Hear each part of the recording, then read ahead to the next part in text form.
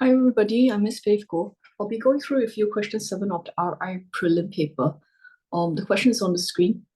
The solution to climate change is not to be found in technology, but by having a simpler lifestyle. How far do you agree? Okay, so when you see a statement like that, there are two things in there, tech and simpler lifestyle. They need to be considered together. So the claim is that it is not to be found in tech, but in having a simpler lifestyle. So this is the claim that you need to consider and rebut. So if this is one position, so one of the views is that the solution to climate change is not found in tech, but in having a simpler lifestyle. The other possible solution is that the solution to climate change is found in tech and in having a simpler lifestyle. Okay. So technically, in a double-barreled question like that, it is possible to say, it is possible but stupid to say, not in tech, not in simpler lifestyle, or tech and not in simpler lifestyle. But these positions are dumb because, first off, having a simpler lifestyle always helps, right? So you don't really want to say it's not in a simpler lifestyle. So you want to strike through not in a simpler lifestyle. And so both of these positions are really daft positions. So if you look at it, so I'm going to say these are possible, but daft, okay? Daft.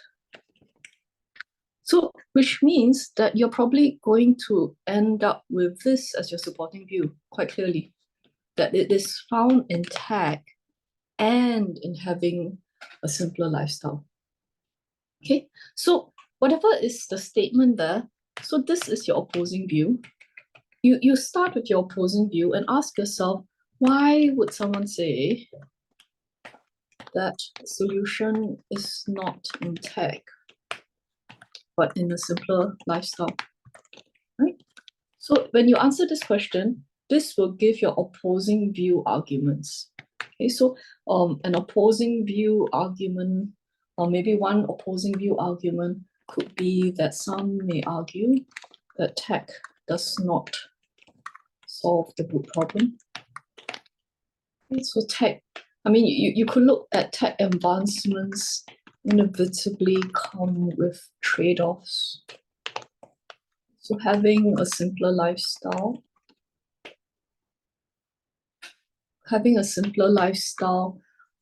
is a better solution as it cuts down directly on consumption and reduces carbon emissions, carbon footprints. Okay, so something like that.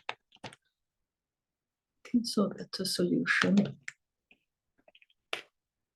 So of course, some examples of how there are trade-offs to tech. One of it is electric vehicles and the rare minerals that electric vehicles need to run.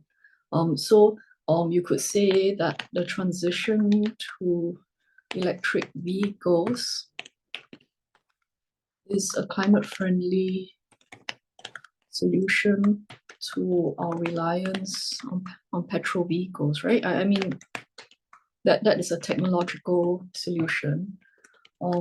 However,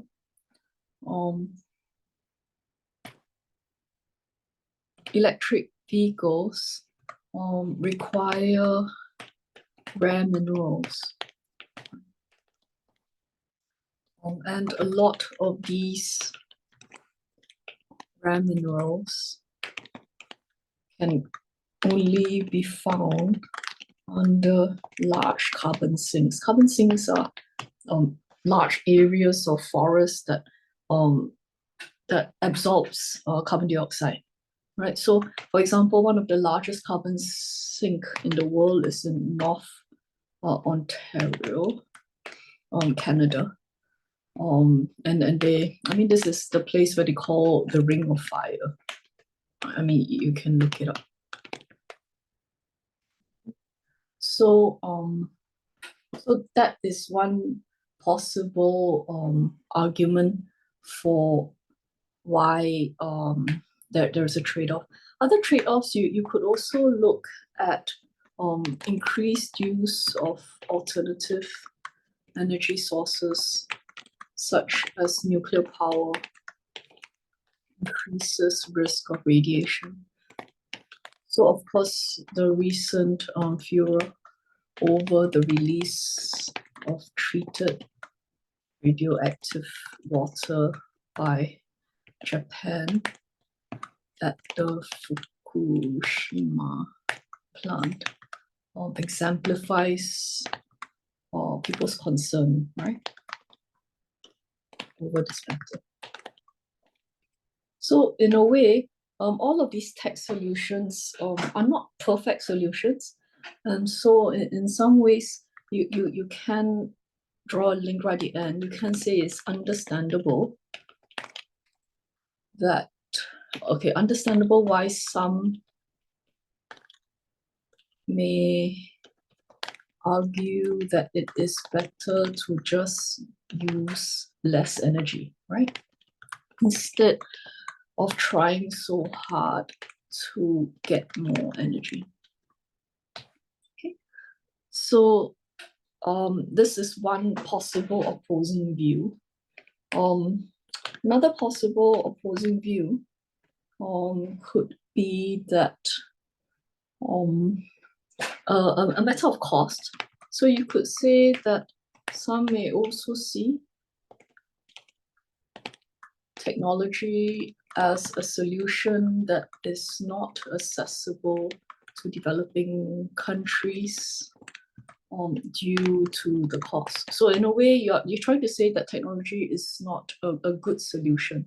Okay, so you could look at the cost of carbon capture or alternative energy, and the research and development that needs to go into all of these solutions, right? So then, because of all of that, having a simpler lifestyle seems more accessible. Okay, so remember, every paragraph you're looking at both technology and simpler lifestyle. But I think for this opposing view, I will straight away counter it. So I'll straight away do the rebuttal. So however, having, oh dear, it's in bold. Okay. However, having said that, it is not possible for developing countries to adopt a simpler lifestyle either. So the point is that, you know, technology is so expensive, right? Developing countries can't afford it, and so it is not a good solution. However, it's not actually possible for developing countries to adopt a simpler lifestyle. So developing countries like India are still heavily reliant on solid biomass. Oh dear me. Solid biomass for cooking, such as firewood, crop residue, and cow dung. Right. So I just looked it up. In fact, 64% of the population they're still reliant on such solid biomass. So in this way, it is not possible for citizens in these countries to adopt a simpler lifestyle. What they need really is cleaner forms of energy. Right? Okay. So then I am going to start on my supporting view and rebuttal. Okay. So I'm going to say that the fact is that it is too idealistic to rely only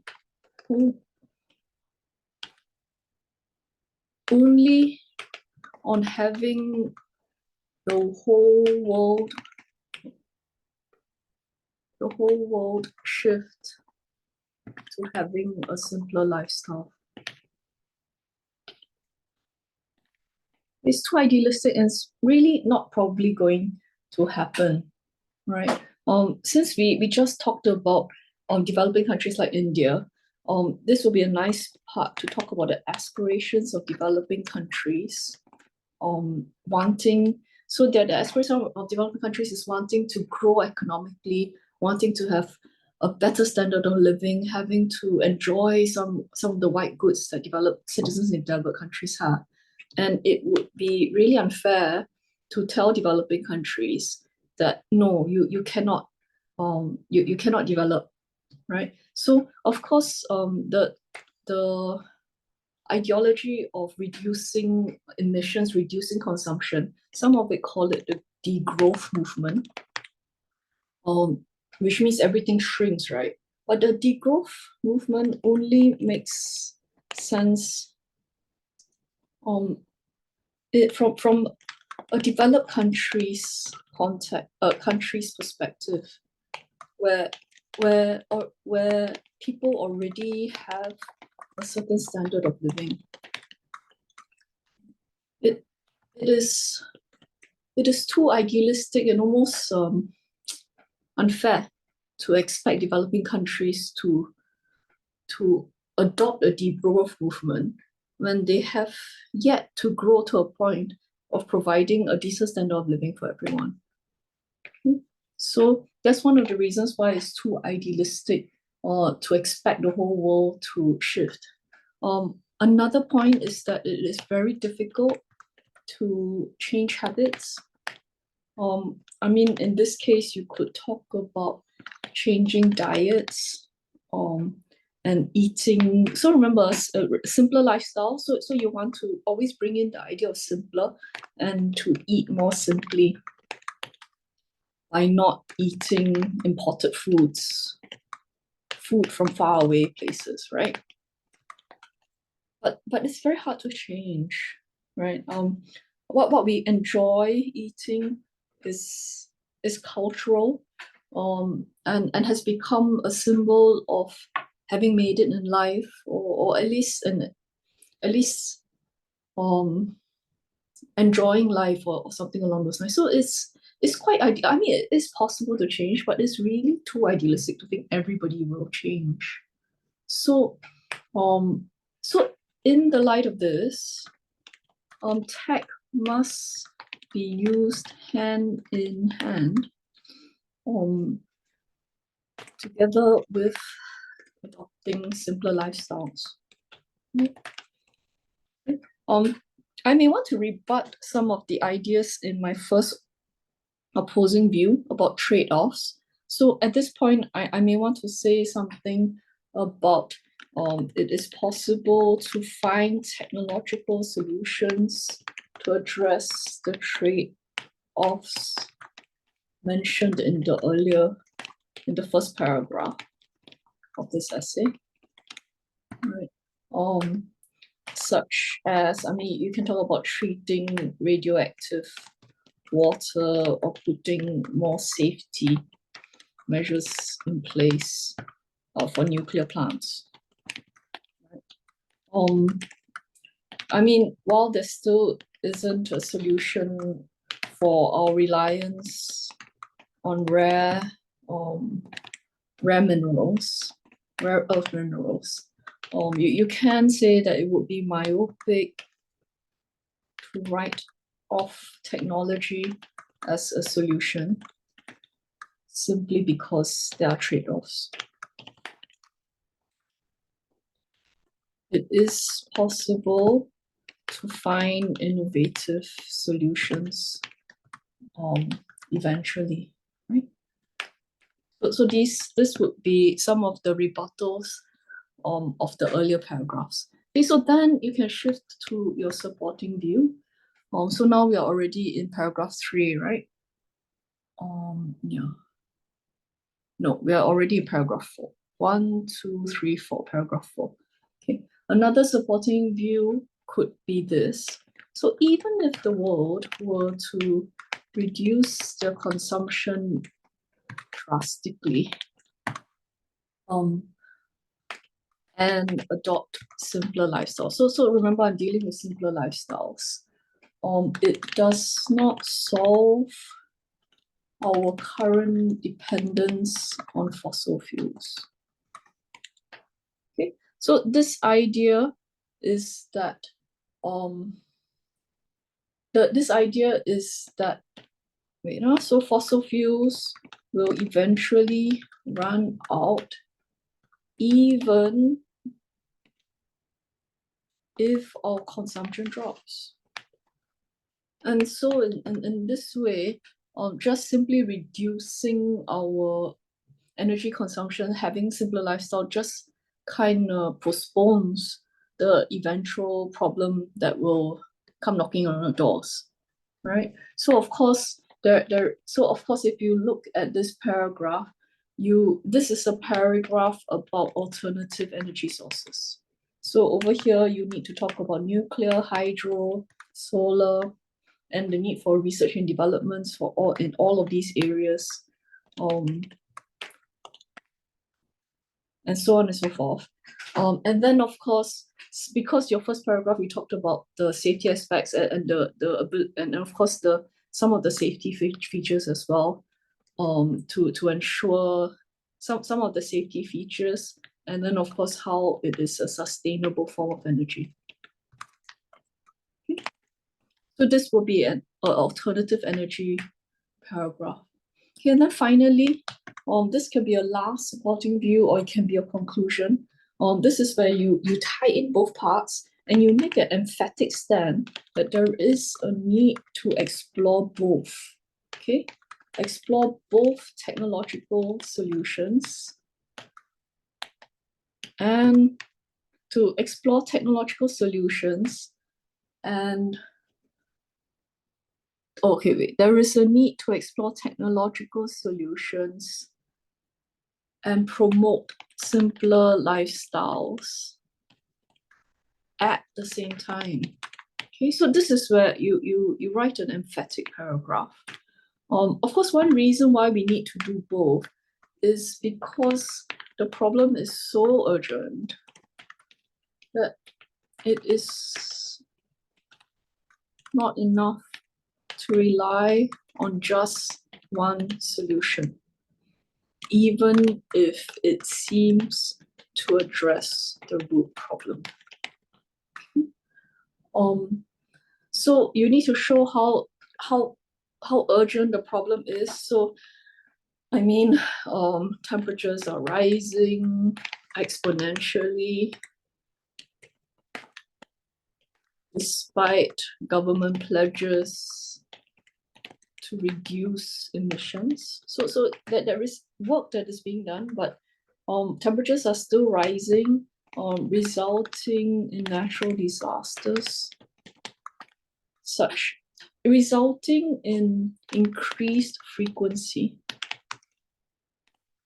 of natural disasters such as wildfires, drought, flooding,